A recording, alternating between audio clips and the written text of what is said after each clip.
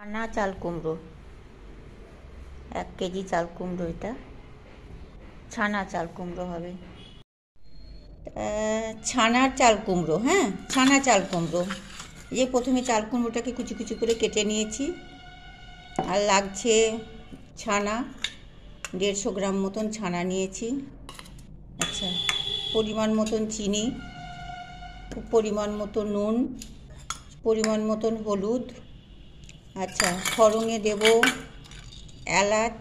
এলাচি, কাঁচা লঙ্কা আর অল্প কালো জিরে। আর তেল দেব না, তেল এই যে ঘি যদি নাও থাকে তাহলে মাখন দিলেও চলবে। হ্যাঁ, এবার আমি রান্না করি। এবার চাল কুমড়োটাকে আগে সেদ্ধ করে নেব, তারপরে দেখাচ্ছি। কড়াইয়ে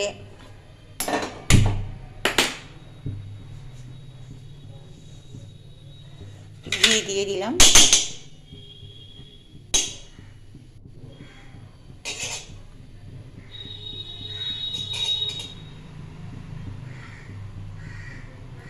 ঘিটা গরম হোক।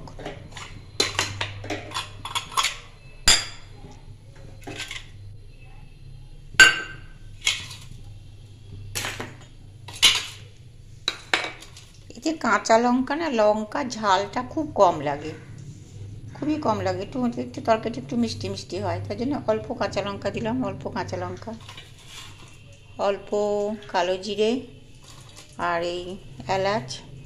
গোটা শুদ্ধও দিতে পারা যায়, এমনিও দেওয়া যায়।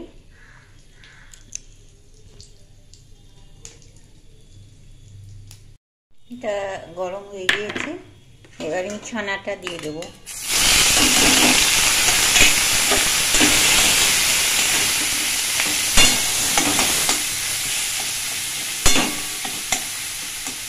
ছানাটা একটু নেড়ে চেড়ে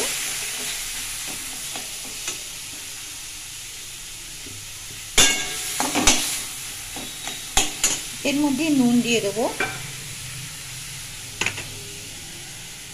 স্বাদ মতন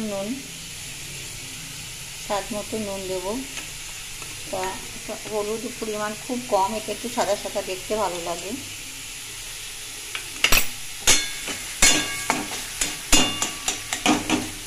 এর মধ্যে একটু ধনে গুঁড়ো দেবো, একটু ধনে গুঁড়ো দিলাম।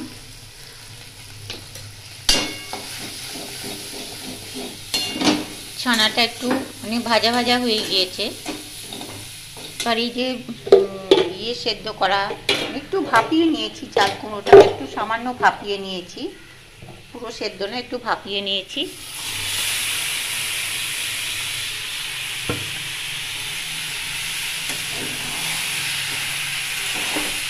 এবার নেড়ে চেড়ে নামানোর আগে একটু নাড়া দিয়ে একটু চিনি, এটা হয়ে যাক। নামানোর আগে একটু জল বেরোবে। নামানোর আগে একটু মিষ্টি মিষ্টি হয়, মিষ্টি মিষ্টি ভালো লাগে খেতে। এটা নামানোর আগে একটু ঢাকা দিয়ে দিলাম। নামানোর আগে শুধু অল্প চিনি দিয়ে নামিয়ে নেব। এটা হতে আছে, এটা হতে থাক, এটা হতেই থাক। আমি একটু ঢাকা খুলে নেড়ে দেখলাম, এটা হতে থাক, একটু কমিয়ে দিলাম।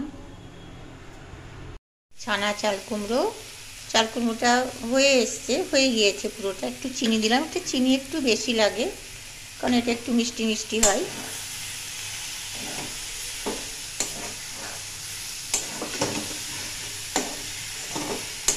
হয়ে গেছে, এটা করে দেখবেন, এটা খেতে খুব সুন্দর হয়।